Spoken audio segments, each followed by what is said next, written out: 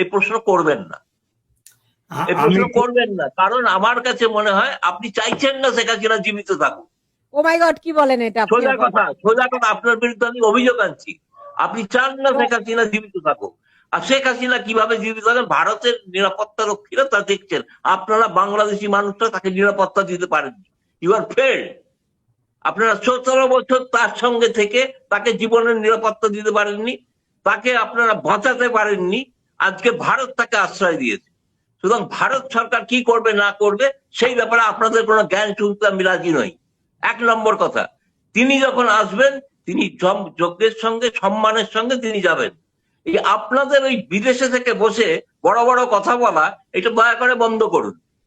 এই দয়া করে প্রশ্ন করাটা বন্ধ করুন। তিনি যেটা করছেন সেটা সঠিক সিদ্ধান্ত নিয়ে করছেন, তিনি বাংলাদেশের মানুষের জন্য করছেন। সেটা আপনি কি চাইছেন সেটা বড় কথা নয়, আপনি যেটা চাইবেন সেটা তাকে করতে হবে। সেটা যদি করতেই পারতেন তো 5ই আগস্ট তাকে কেন বাঁচাতে পারেন? এই অপরাধ আপনি আওয়ামী লীগের সমস্ত নেতা কর্মীর উপর দিচ্ছি। বাঁচিয়েছে ভারত, ভারতের বিমান, তিনি বাংলাদেশের বিমানে করে ভারতে আশ্রিত হয়েছে।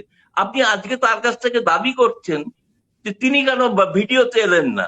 ভিডিওতে আসাটা বড়, নাকি আপনি রাস্তায় নেমে বাংলাদেশে 71 সালের মতো রাস্তায় নেমে আন্দোলন কেন করেননি?